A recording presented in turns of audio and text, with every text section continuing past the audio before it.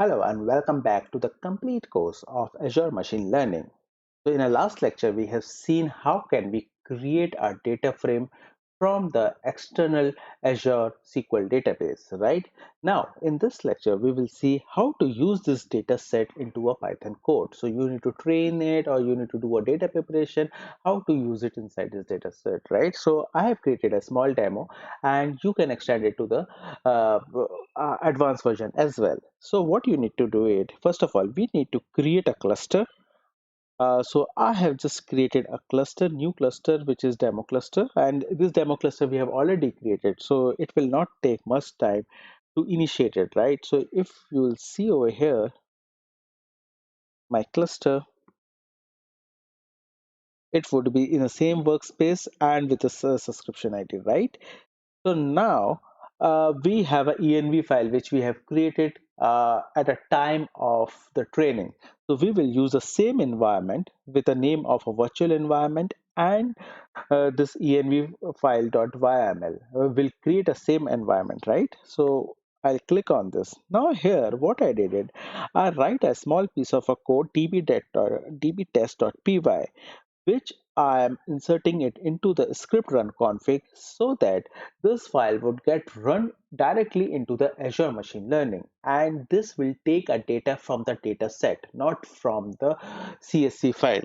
So just let's see what this DB test is having it and what other changes would be needed, what we have not done till now. So yes, so this is the code what I have written it. So there are the few libraries which has been imported.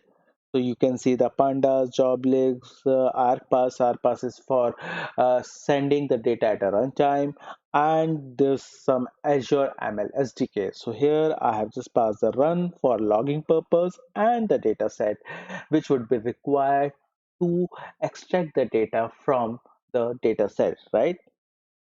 So now what I did it, so whenever you pass any data from the runtime, so what we need to do it, we need to just pass an argument as an input data because there might be the scenario, there are 4 or 5 tables, right? Which you, in a later version, you will need to do the join of. So these databases or the table, you need to pass it at a runtime. So I've just add an argument with a parameter called as input data. And now here, the experiment which we are executing it, from that I am just extracting the workspace. So because when we are executing something, it will act as an experiment, right? So from the experiment, if I want to retrieve the workspace, so this is the way you need to do it, run.experiment.workspace, right? And now you need to extract the data which is being passed at a runtime. So here, that is the way that data set get by ID, the workspace name, and the ID is uh, args dot input data. This input data is the same one which is over here, right? And then convert this data into a data frame. Now this data frame, you can use it for a training purpose as well. So now you have a data frame. Till now what you did it, you directly extract the data from the CSV by writing pd.read CSV. Now because you have already registered it into a database or into a data store and the data is being registered into a data set, now this is the way you need to pull the data from the data set, right? And once this data frame is created, you can do any activities, you can do scoring, you can do training and anything. But for a demo purpose, I have just shown over here how to create a data frame here and execute it into a Azure machine learning. So now go back to this Jupyter notebook. So once the cluster is ready, I have created an environment. Then similarly, the way we did it over there and during the training and scoring, so during a training, we did use the script run config.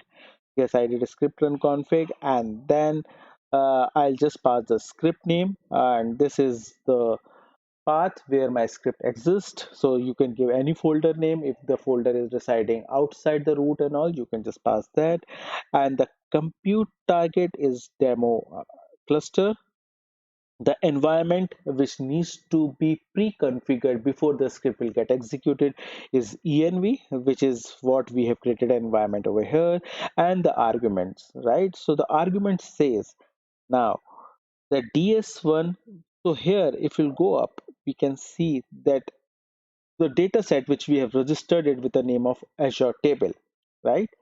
So now we are passing this data set as in named input Azure DB table, right? So once the argument is being passed, this argument would be captured by your script over here. So if you'll see here, this is the input data argument you are passing it, and this is the argument that you have added, and this is the data set you are passing it, which is already been registered with the name of Azure DB. So you will just execute this, it got executed. Now similarly, the way we have done it in a training, the experiment test, we will just call the workspace and then give the name of an experiment. So this is demo DB experiment, and you need to submit this experiment into that particular experiment, right? You need to submit this strict config into the experiment. So I'll just try to execute this. So it's executing now, and it will take a few minutes to execute, and then we will see what is an status in the portal, right? So now we'll go to the portal and see what happens to this experiment. So till now you have seen that whatever the experiment we were doing it in a demo experiment. But this is the new problem statement that we are working on. So that's the reason I have given the new experiment name, right? Demo DB. So the new experiment is added over here with the name of the, and you can see it is queued up. And now it will execute, run, and then finally gets completed or failed in case of any error comes, right? So this will get executed, and this is how you can directly call your data and do the training on the data set which resides outside your workspace. So what we need to do it, first of all, we need to create a data store and link this data store with your DB, then register it with your data set, create a data frame in the scripts, training script, or whatever script, data preparation script you are executing it. You will just pass this data, add the argument as an input data storage, and then extract the value from the data set, right? So that's all from now, and thank you.